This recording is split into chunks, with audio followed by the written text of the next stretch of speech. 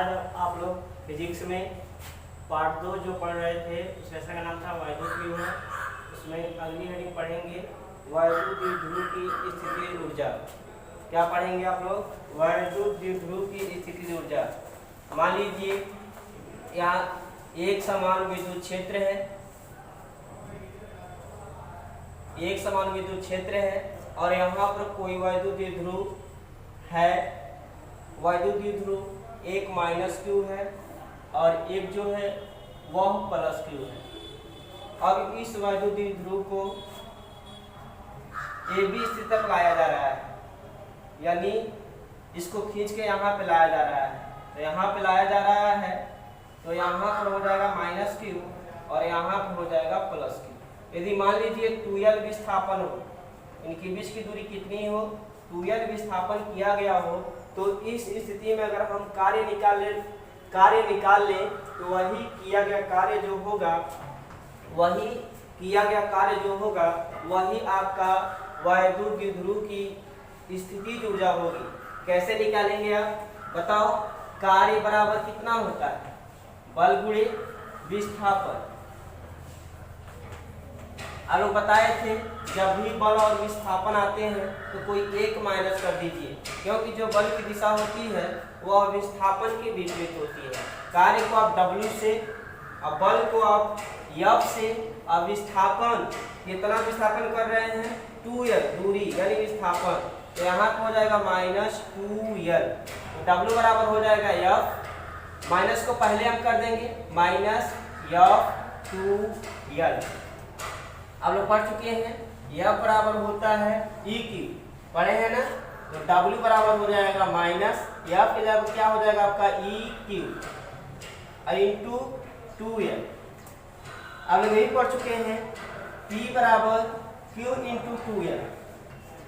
तो W बराबर हो जाएगा -E और Q इंटू 2l के स्थान पर आपका हो जाएगा P। अब यही किया गया कार्य स्थितिज ऊर्जा होगा। यही किया गया कार्य वैद्युत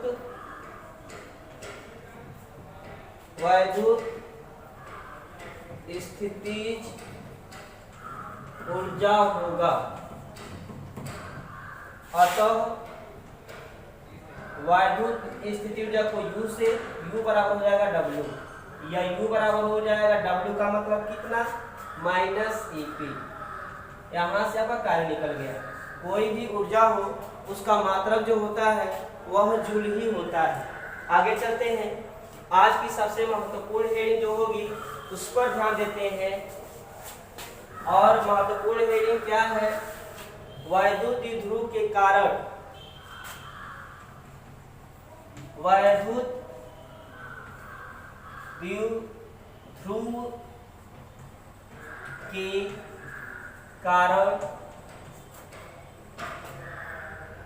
कारण पहला है अच्छी स्थिति में ये कारण यहाँ लिख दे रहे हैं वैद्युत क्षेत्र तीव्रता। वैद्युत क्षेत्र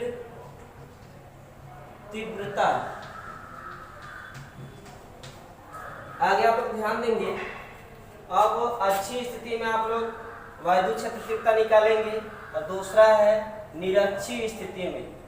निरक्षीय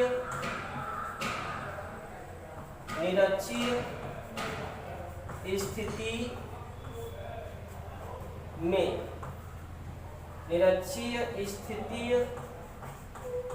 में हो जाएगा यहाँ पर।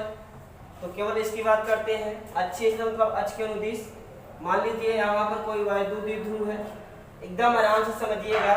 यहाँ मान लीजिए कोई वैद्युत द्विध्रुव है, यह -q है और ये आपका +q है और इनके बीच की दूरी 2l, मान लिए। और यहाँ मान लो A और यहाँ मान लो B। अगर मध्य बिंदु लें तो यहाँ से यहाँ तक अगर 2l है तो यहाँ से यहाँ तक की जो दूरी होगी वह l होगी, और फिर यहाँ से यहाँ तक की जो दूरी होगी वह भी कितनी होगी? l ही होगी। अब ध्यान दीजिए बिंदु O से, इस बिंदु O से r दूरी पर एक बिंदु P मान लेते हैं जहां पर वैद्युत क्षेत्र की तीव्रता ज्ञात करनी है। जहां वैद्युत क्षेत्र की तीव्रता क्या करनी है, ज्ञात करनी है। थोड़ा ध्यान दीजिए, यहां से लेकर यहां तक यानी A से B तक, यहाँ पर A है, A से O तक की दूरी L है। तो अगर A से P तक की दूरी निकालें तो यहाँ से यहाँ तक R और यहाँ से यहाँ तक L क्या होगा, जुट जाएगा, यानी L प्लस R हो जाएगा। फिर यहाँ से यहाँ तक L है और ये शेष दूरी निकालेंगे यानी B से P तक, तो ये बड़ी वाली दूरी में से ये छोटी वाली दूरी घटा देते हैं, तो हो जाएगा आपका R माइनस L। यदि मान लीजिए यहाँ बिंदु P पर ध्यान दीजिए, बिंदु P पर ध्यान दीजिए, इस प्लस क्यू आर से करण वैद्युत क्षेत्र जो तीव्रता है वह E1 है और माइनस क्यू आर से करण वैद्युत क्षेत्र तीव्रता जो है वह E2 है। तो प्लस आविष्करण वैद्युत क्षेत्र की जो तीव्रता की जो दिशा होती है वो बाहर की तरफ होती है, तो प्लस यानी इसकी जो दिशा होगी यहाँ पर E1 की दिशा इस तरफ होगी और इसके कारण E1 और इसके कारण E2, तो E2 की जो दिशा होगी बिंदु P पर वह इसी तरफ होगी, यानी E2 की दिशा इसी तरफ होगी। बात समझ में आया? तो दोनों क्या है, विपरीत है। ध्यान दीजिए कोई प्लेट है, अगर यहाँ पर प्लस क्यू है तो वैद्युत क्षेत्र की तीव्रता दिशा इधर होगी, अगर माइनस है तो वैद्युत क्षेत्र की तीव्रता दिशा इसी तरफ होगी। सेम वही प्रक्रिया यहाँ पे लगाया गया है। तो प्लस क्यू आर से कारण वैद्युत क्षेत्र की तीव्रता जो E1 है उसकी दिशा बाहर की तरफ और E2 के कारण वैद्युत क्षेत्र की तीव्रता की जो दिशा है वह अंदर की तरफ होगी। अब ध्यान दीजिए यहाँ पर E2 और E1 क्या है, विपरीत हैं, तो कुल विद्युत क्षेत्र जो होगा इनके अंतर के बराबर होगा, यानी E बराबर यहाँ पे होगा E1 माइनस E2। अब E1 के लिए लिखेंगे, यहाँ पढ़ चुके हैं आप लोग, E बराबर क्या होता है तो बताइएगा, 1/4 पाई एप्सिलॉन 0 Q बटा R स्क्वायर होता है। इतना लोग पढ़ चुके हैं, तो E रहने दीजिए। E1 बराबर क्या लिखेंगे, 1/4 पाई एप्सिलॉन 0, आवेश कितना है Q और R का स्क्वायर। तो E1 के लिए, E1 यहाँ से यहाँ तक है जी, तो यहाँ से यहाँ तक की दूरी कितना, R माइनस L, ये जो होगा R का वैल्यू होगा यहाँ से यहाँ तक, तो R माइनस L का क्या हो जाएगा, स्क्वायर। माइनस E2 है, E2 के लिखेंगे 1/4 पाई एप्सिलॉन 0 Q, इसके लिए भी आवेश Q ही होगा, यही आवेश होगा, लेकिन माइनस आवेश से E का वैल्यू जो होता है वो माइनस में नहीं होता है, यह केवल दिशा को बताता है, उसकी दिशा किधर होनी चाहिए।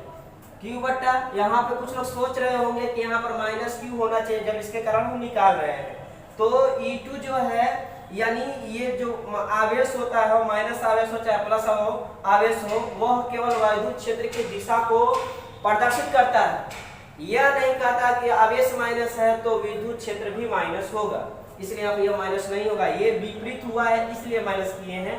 और इसके कारण निकाले तो यहाँ से P तक की दूरी, यहाँ से P तक की दूरी कितना है, R प्लस L का होल स्क्वायर। अब इसमें जितना कॉमन दिखा दे रहा है उसे कॉमन ले लेंगे, 1/4 पाई एप्सिलॉन 0 Q कॉमन मिल रहा है, तो E बराबर हो जाएगा 1/4 पाई एप्सिलॉन 0 Q कॉमन जब ले लेंगे तो आपका बचेगा यहाँ पर 1/R माइनस L का whole square minus 1/R plus L का हो जाएगा होल स्क्वायर। बात समझ में आई? E बराबर 1/4 पाई एप्सिलॉन 0 Q। अब इसका मल्टीप्लाई इसमें कर देंगे और इसका मल्टीप्लाई इसमें कर देंगे, इसका गुणा इसमें करेंगे तो R प्लस L का हो जाएगा whole square minus R minus L का होल स्क्वायर का मल्टीप्लाई 1 में करेंगे तो R माइनस L का हो जाएगा होल स्क्वायर। आगे बढ़ते हैं, ये बताओ एक में प्लस एक में माइनस है, ये फार्मूला तो पढ़े होंगे, ए स्क्वायर माइनस बी स्क्वायर बराबर ए प्लस बी, और एक में होता है ए माइनस बी, सब लोग जानते होंगे। तो यहाँ पर एक में हो जाएगा ए स्क्वायर, इस रूप में दिया है, इस रूप में कन्वर्ट कर रहे हैं, तो हो जाएगा आर का स्क्वायर माइनस एल का स्क्वायर, लेकिन वर्ग भी तो है, तो यहाँ पर क्या हो जाएगा आपका वर्ग हो जाएगा। ई बराबर हो जाएगा 1/4 pi epsilon 0 Q A plus B का होल स्क्वायर पर है, इसको तोड़ देंगे ए प्लस बी के होल स्क्वायर पर, तो होगा आपका आर का स्क्वायर एल का square plus 2ab 2r L minus इसका जो तोड़ेंगे ब्रैकेट में है ए माइनस बी का होल स्क्वायर पर है, ए स्क्वायर मतलब आर का स्क्वायर, बी स्क्वायर मतलब एल का स्क्वायर माइनस 2ab यानी 2r एल। नीचे हो जाएगा आपका आर का स्क्वायर माइनस एल का स्क्वायर का होल स्क्वायर। ई बराबर हो जाएगा 1/4 पाई एप्सिलॉन 0 क्यू। आगे देखिए ब्रैकेट तोड़ेंगे आप लोग, आर का स्क्वायर एल का स्क्वायर 2r एल ब्रैकेट तोड़ेंगे, जो प्लस में तो माइनस में हो जाएगा, जो माइनस में तो प्लस में हो जाएगा। तो ये आर का स्क्वायर प्लस में है तो माइनस में, प्लस में है तो माइनस में, माइनस में है तो प्लस में हो गया आर का स्क्वायर माइनस एल का स्क्वायर। अब ध्यान दीजिए ये आर स्क्वायर प्लस में आर स्क्वायर माइनस में, लो कट गया कि नहीं कट गया, एल स्क्वायर प्लस में एल स्क्वायर यहाँ पर प्लस में है तो यहाँ पर माइनस में होगा जी, एल स्क्वायर से एल स्क्वायर क्या होगा कट जाएगा, जितना बचा उतना हम लिख रहे हैं 1/4 पाई एप्सिलॉन 0 क्यू। अब क्या बचा है 2r कितना हो जाएगा 4r हो जाएगा, 2r 4r यहाँ हो जाएगा आर स्क्वायर माइनस एल का स्क्वायर का होल स्क्वायर। अब आगे बढ़ते हैं, इसको हम मिटा दे रहे हैं, इसकी कोई आवश्यकता नहीं है, देख सकते हैं आप लोग चित्र बना ही सकते हैं, इसे हम मिटा दिए। फिर यहाँ पर आ जाइए, इसके आगे बढ़ते हैं, यहाँ पर E बराबर 1/4 पाई एप्सिलॉन 0 क्यू, यहाँ पर हम नहीं करेंगे क्यू 4rl को 2l गुणे r लिख सकते हैं, एकदम लिख सकते हैं, 2 गुणे 2r लिख सकते हैं, तो 2 दूना 4 और rl तो हो ही जाएगा, हो जाएगा कि नहीं हो जाएगा, बिल्कुल हो जाएगा। यहाँ पर ध्यान दीजिए, अब क्या करेंगे, नीचे कितना है आपका इसके r का स्क्वायर माइनस l का whole square,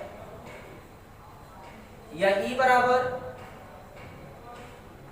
1/4 pi epsilon 0 q into 2l, P बराबर कितना होता है q इंटू 2l, तो q इंटू 2l के जगह पर कितना P बचा, कितना q इंटू 2l के जगह पर कितना P, और कितना बचा आपका 2r, नीचे कितना r का स्क्वायर माइनस l का स्क्वायर का होल स्क्वायर। यहाँ l छोटी राशि है, छोटी राशि है, अतः l स्क्वायर का मान भी अत्यंत छोटा होगा, अत्यंत छोटा होगा, होगा एकदम होगा। जैसे मान लीजिए 0.1 छोटी राशि है, अगर इसका वर्ग कर रहे हैं तो इससे भी छोटी राशि प्राप्त होगी, देख सकते हैं 0.1 में 0.1 मल्टीप्लाई कराएंगे तो 0.0 आपका 1 आएगा, यानी 0 पहले 1 था, इसका वर्ग निकालें तो 0.01, ये बड़ी है कि ये बड़ी है, हाँ तो 0.1 बड़ी है और ई छोटी है, सेम टू सेम वही है, यहाँ l छोटी राशि है, अतः l स्क्वायर का मान भी अत्यंत छोटा होगा, अतः l स्क्वायर को छोड़ने पर जब छोड़ देंगे तब क्या होगा, E बराबर 1/4 पाई एप्सिलॉन 0 P गुणे 2r, यहाँ पर l स्क्वायर को छोड़ दिए तो r का स्क्वायर बचा, l स्क्वायर छोड़ दिए तो r का स्क्वायर बचा, तो E बराबर हो जाएगा 1/4 पाई एप्सिलॉन 0 P गुणे 2r, ये हो जाएगा 2 दूना 4, यानी r पर घात 4 हो जाएगा। एक आर से एक आर कटेगा, कटेगा कि नहीं कटेगा, बिल्कुल कटेगा। तो 1/4πε0, एक आर से एक आर कटेगा तो ऊपर बचेगा 2p, तो 2p हो गया। नीचे एक आर से एक आर कटा तो आर पर घात कितना है 4, तो बचा कितना आपका 3। ये आपका अच्छी स्थिति में E बराबर होता है 1/4πε0 2p/r की। ये आपका मोस्ट हेडिंग था। क्या था? मोस्ट हेडिंग था। आगे बढ़ते हैं, अब निरक्षी स्थिति की बात करते हैं। इसे मिटा दे रहे हैं, आप लोग चाहें तो स्क्रीनशॉट ले सकते हैं। फिलहाल इसे हम मिटा रहे हैं।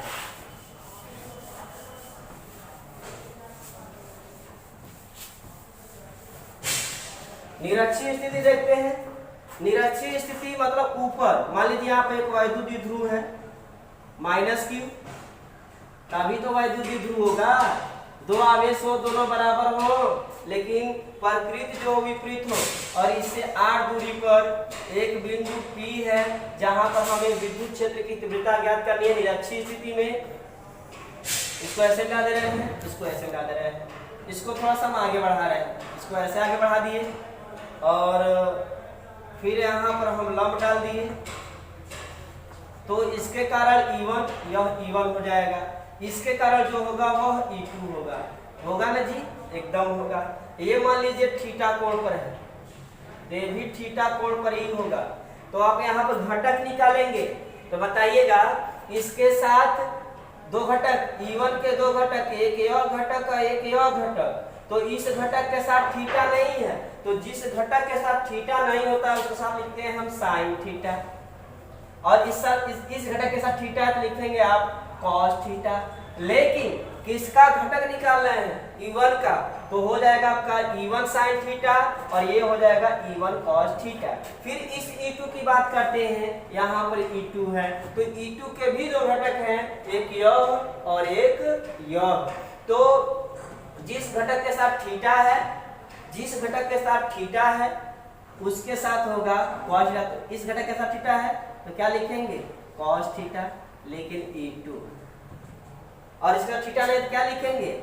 E2 sine theta, E2 sine theta. ये लंबवत है, यानी यहाँ पर O मान लीजिए, यहाँ से यहाँ तक की दूरी 2l, अगर इसे हम O मान ले रहे हैं मध्य बिंदु पर हो तो ये भी l होगा और ये भी कितना होगा?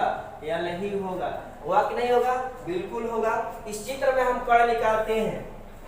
त्रिभुज यहाँ पर नाम रख दीजिए ये P है, A हो गया और ये क्या हो गया? B। त्रिभुज ABC में आप देख सकते हैं कर्ण निकालना है, तो त्रिभुज ABC नाम लेके आप किसी एक त्रिभुज को निकाल के चल सकते हैं। APO, ये बिंदु जो है वह O है। APO में यहाँ पर हम ले सकते हैं थीटा एंगल पर हो, या त्रिभुज AOP में पाइथागोरस प्रमेय से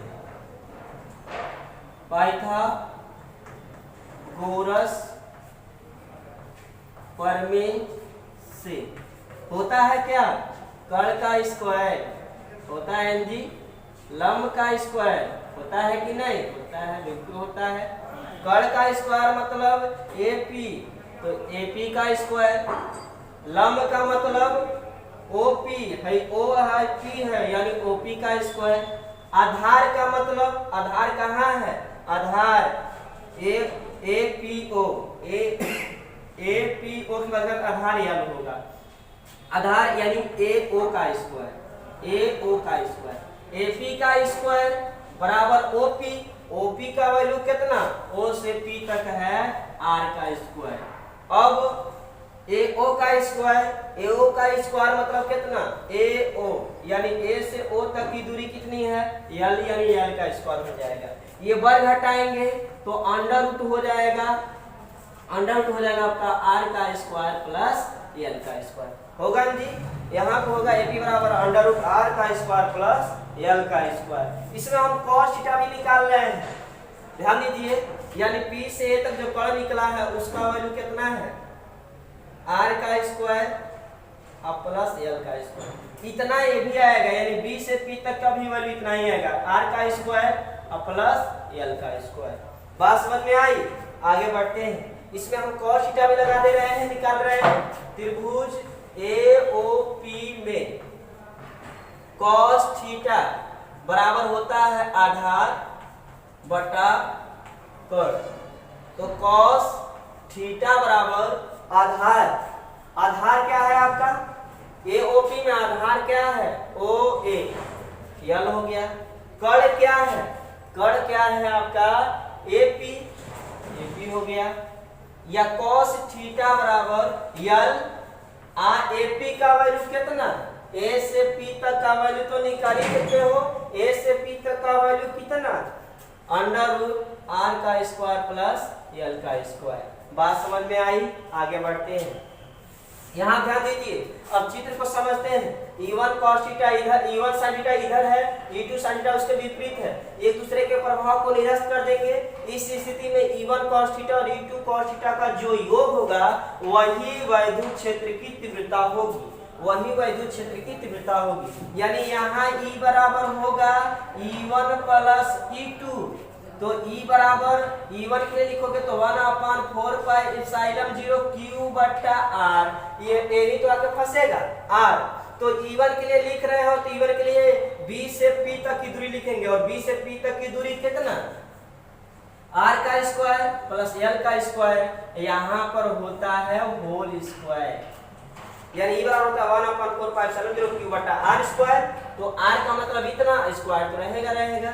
और cos थीटा यहाँ पर हो जाएगा आपका E1 cos थीटा अब प्लस E2 cos थीटा। देख सकते हैं चित्र में E1 cos थीटा और E2 cos थीटा है।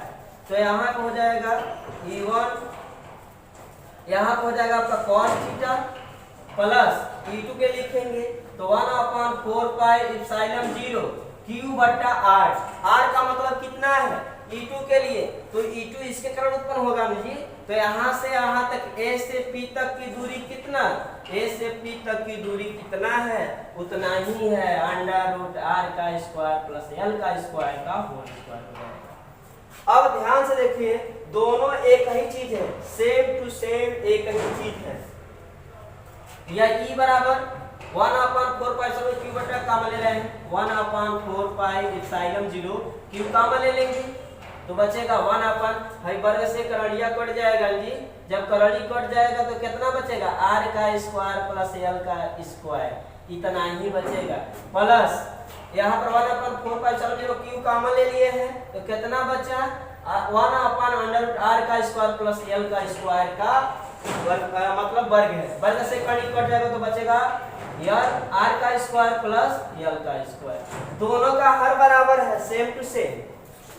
जब दोनों का हर बराबर है, यहाँ देख सकते हैं E बराबर हो जाएगा 1/4 पाई एप्सिलॉन 0 Q, दोनों का हर बराबर है। तो जब हर बराबर होता है दोनों हर से लिखते हैं R का स्क्वायर प्लस L का स्क्वायर। और यहाँ पर आपका बाहर जो है cos थीटा, इसमें cos थीटा भी कॉमन में लेना चाहिए था। तो E बराबर हो जाएगा 1/4 पाई एप्सिलॉन 0 cos थीटा जो कॉमन होगा इधर लिख रहे हैं cos थीटा, दोनों में से cos थीटा भी कॉमन ली है। तो यहाँ पे हो जाएगा एक कितना 2, यहाँ बचा आपका cos थीटा। E बराबर 1/4 पाई एप्सिलॉन 0 Q, यहाँ पे 2R स्क्वायर प्लस L का स्क्वायर। अब cos थीटा का वैल्यू तो हम निकाल चुके हैं, cos थीटा बराबर इतना रख सकते हैं L अपान R का स्क्वायर प्लस अंडर R का स्क्वायर प्लस L का स्क्वायर का अंडर रूट है, यानी अंडर रूट, ये अंडर रूट है L upon under root R का स्क्वायर प्लस L का स्क्वायर। तो E बराबर हो जाएगा 1/4 पाई एप्सिलॉन 0, ये हो जाएगा 2Q into L, 2Q into L। नीचे ये ध्यान दीजिए दोनों का बेस बराबर है, थोड़ा सा इसको डिवाइड करते हैं, R का स्क्वायर L का स्क्वायर, ये मल्टीप्लाई करेगा इसके नीचे ही ना आएगा जी, इसका उल्टा इसमें हम कर सकते हैं ना। तो करेंगे तो R का स्क्वायर प्लस L का स्क्वायर। कर्णी का मतलब हम बता चुके हैं, कर्णी का मतलब होता है 1/2। तो करड़ी हटाकर 1/2 लिख सकते हैं ना, दोनों का बेस बराबर है तो घात जुटेगा। यहाँ पे कितना है 1, तो 1 में 1/2 जोड़ेंगे तो हो जाएगा आपका 3/2, यानी ई बराबर हो जाएगा 1/4 pi epsilon 0 2q into L.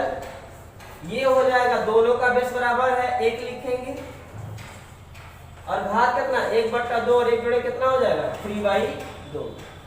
अब ध्यान दीजिए, पढ़ चुके हो P बराबर Q इंटू 2L, पढ़ चुके हैं ना, तो E बराबर हो जाएगा आपका 1/4 pi epsilon 0 2q into L बराबर हो जाएगा P, और यहाँ पर R का स्क्वायर प्लस L का स्क्वायर का 3/2। यहाँ भी L छोटी राशि है, अतः L स्क्वायर का मान अत्यंत छोटा होगा, अतः L स्क्वायर को छोड़ेंगे, इसको हम मिटा रहे हैं। यहाँ देख सकते हैं, यहाँ से यहाँ पे आइए, यहाँ देखिए 1 लिख दे रहे हैं, इसको हम मिटा दे, नीचे वाला मिटा दे रहे हैं। यहाँ यल छोटी राशि है, अतः यल स्क्वायर का मान अत्यंत छोटा होगा, अतः यल स्क्वायर को छोड़ने पर, जब छोड़ेंगे तो E बराबर हो जाएगा आपका 1/4 pi epsilon 0 P, L square छोड़ दिए तो R का स्क्वायर, L स्क्वायर छोड़ दिए 3/2 बचेगा। अब 2 तिहाई 6 हो जाएगा घात का, 2 तिहाई 6 में 2 से भाग करेंगे तो 3 बचेगा। तो E बराबर हो गया आपका 1/4 पाई एप्सिलॉन 0 P, और ये हो जाएगा आपका R का 3। अरे 2 से 2 कट जाएगा, या 2 तिहाई 6 में 2 से भाग करें इतना हो जाएगा। ये भी मोस्ट था। फिर इसको हम मिटाते हैं, इस लेसन को हम समाप्ति की तरफ ले चलते हैं। इसमें आपको पढ़ना है आगे चल के, अच्छी स्थिति में वैद्युत द्विध्रुव के कारण वैद्युत विभव संपन्न, यानी समाप्ति हेडिंग है इस लेसन का। वैद्युत द्विध्रुव के कारण वैद्युत विभव, इसमें भी होता है अच्छी स्थिति में। फिर हेडिंग को रिवीजन कर रहे हैं, समझिए। अब क्या करना है, यहाँ पे सबसे पहले वैद्युत द्विध्रुव बनाएंगे -q, और यहाँ पे लिखेंगे आप +q, बना लिए। और ये इनकी बीच की दूरी कितनी होती है 2L, अगर मध्य बिंदु मान ले तो यह L हो जाएगा, और ये भी कितना हो जाएगा आपका L हो जाएगा। बिंदु O से R दूरी पर, बिंदु O से R दूरी पर एक बिंदु P है, मान लीजिए यहाँ पे एक बिंदु P है, जहां पर विद्युत क्षेत्र की तीव्रता ज्ञात करनी है। तो यहाँ से यहाँ तक R, यहाँ से यहाँ तक L, अगर यहाँ से इसको A मान ले और इसको B मान ले तो A से P तक की दूरी कितना, यह दूरी और यह दूरी जोड़ेंगे ना, बिल्कुल जोड़ेंगे, R प्लस L हो जाएगा।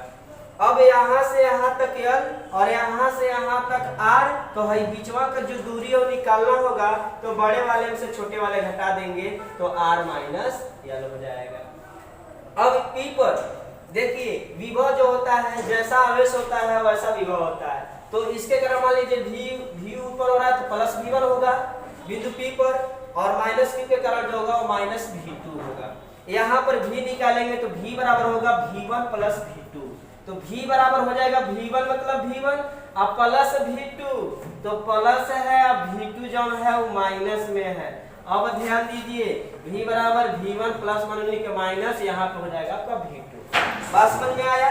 V बराबर कितना होता है 1/4 पाई एप्सिलॉन 0 Q/R होता है, कितना होता है Q बटा R, तो V बराबर 1/4 पाई एप्सिलॉन 0, Q तो वही है और R क्या है, V1 के लिए R क्या है, V1 के लिए R यह होगा, यहाँ से B से P तक की दूरी होगा, V1 की दूरी होगी, तो B से P तक की दूरी कितना, R minus L minus V2 के लिए लिखोगे तो 1/4 पाई एप्सिलॉन 0 Q बट्टा कितना हो जाएगा, R लिखना है ना, तो V2 के लिए V2 इसके कारण उत्पन्न हो रहा है, तो A से P तक की दूरी जो भी वो V2 की दूरी होगी, तो यानी R प्लस L का स्क्वायर नहीं होगा।